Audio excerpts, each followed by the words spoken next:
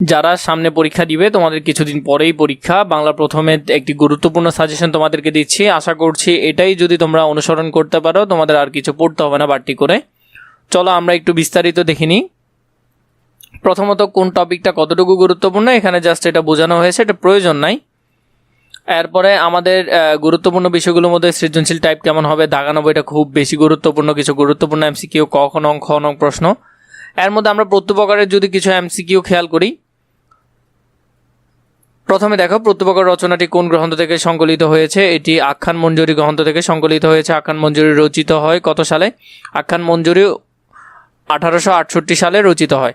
কিন্তু এইগুলা এভাবে এমসিকিউ তোমরা যদি 200টা পড়ো, 500টা পড়ো বা 600টা পড়ো, 1000টা পড়ো, এতে কোনো তেমন একটা কাজ হবে বলে মনে হয় না। বাংলা প্রথমের ক্ষেত্রে তো ভুলেও না।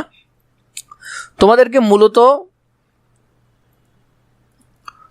মূলত দেখতে হবে যে বইয়ের কোন কোন বিষয়গুলো আসে, যে বইয়ের কোন কোন ইনফরমেশনগুলো খুবই গুরুত্বপূর্ণ। দেখো আমি এগুলা এইভাবে করে মার্ক করেছি। কোন কোন লাইনগুলা হুবহু পরীক্ষায় আসে, এগুলো তোমাদেরকে জানতে হবে। দেখো এই যে টপিকগুলা, এই ওমর ফারুকের মধ্যে যে লাইনগুলো আসে, কি কি আসে, কোথা থেকে আসে, কে আসে, লাইনগুলোর ব্যাখ্যা। এর পরবর্তীতে আমরা যে বিষয়টা দেখি যে এখানের মধ্যে থেকে কোন লাইন আসতে পারে, কি লাইন মূলত পরীক্ষা আসে, কোনগুলা থেকে তুমি হুবহু কমন পাবে। দেখো এগুলা আমি তোমাদের জন্য একেবারে গুছানো আকারে, দেখো 21-এর গল্প, জহির রায়হানের মধ্যে জহির রায়হানের যে লাইনগুলো আসে, কোথা থেকে এমসিকিউ হতে পারে, এগুলা এভাবে করে যদি তোমরা পড়তে না পারো বা এই ধরনের, দেখো এখানে আমি বলে দিছি যে এই লাইনের বাইরে আসে না। আমি কি সব দাগাইছি? সব দাগাই নাই, কিন্তু এটা পড়েও তুমি আনুমানিক 27টা, 26টা, 28টা এর কাছাকাছি বা এর থেকে বেশি পারবে।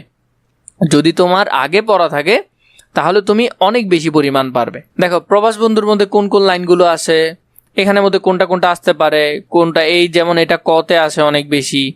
তো এখানের মধ্যে এই লাইনগুলো যে আসে, এগুলা তোমাদের যদি এভাবে দাগানো বই প্রয়োজন হয়, যে কোনো বই, শুধু বাংলা বই না, যে কোনো বই তোমরা আমার কাছে পাবে। এবং তোমাদের যদি ভিডিও আকার প্রয়োজন হয় সেটাও আমি তোমাদেরকে দিব সাজেশন আকারে, যে দাগানো লাইন কোনগুলো পরীক্ষায় আসে।